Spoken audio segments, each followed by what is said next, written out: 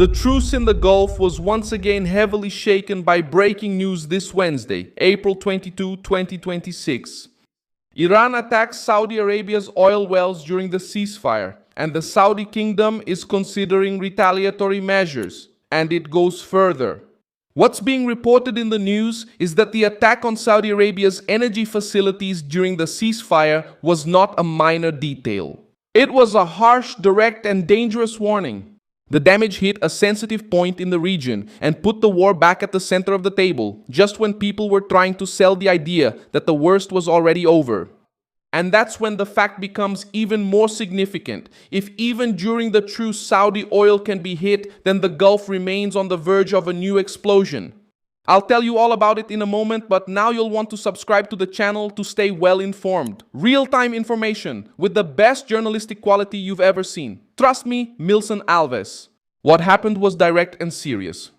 The Saudi state agency reported that recent attacks forced the suspension of operations at several energy facilities in the kingdom. The impact was immediate.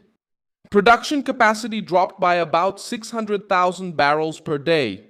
At the same time, the flow in the East-West pipeline dropped by about 700,000 barrels, 700,000 barris por dia. There was also the death of a member of industrial security and 7 injured. This is not just a loose rumor or internet noise. This is officially recognized damage, with an impact on production, pumping, refining, and export. And in a scenario where the Strait of Hormuz was already operating under fear, threat, and blockades, this blow on Saudi territory had an even more devastating effect.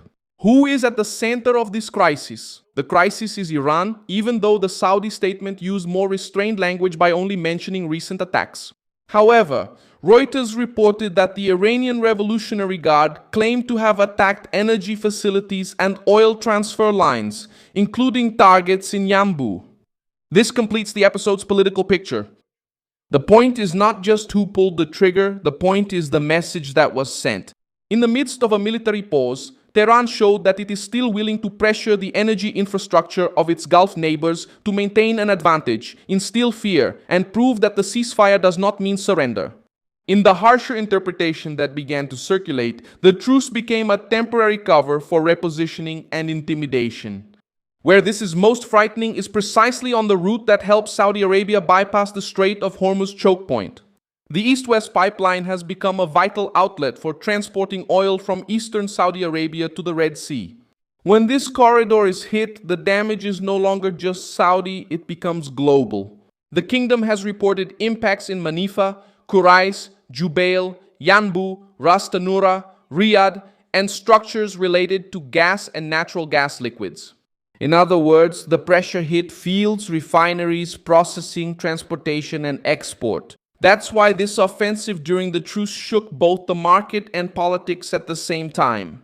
It affected the supply and the sense of security for everyone at the same time. When you look at the timing of the attack, the message becomes even more unsettling. This happened right after the ceasefire announcement and amid talks about stabilization.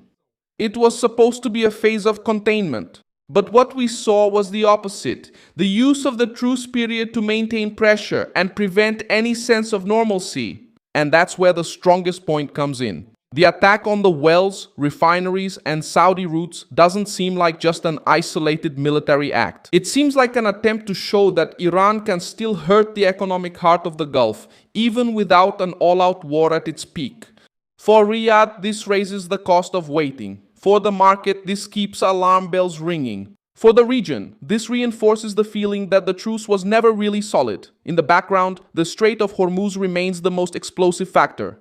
This reinforces the feeling that Iran seized vessels during the truce after Donald Trump extended the ceasefire, while traffic was still far from normal. Another Reuters analysis showed hundreds of ships stranded, more expensive insurance, and a continued environment of confusion with contradictory announcements. It reinforces that the truce was solid. In other words, even when one side talks about a truce, the other uses the sea to maintain pressure. And when the sea is blocked, oil, gas, and global trade feel the shock.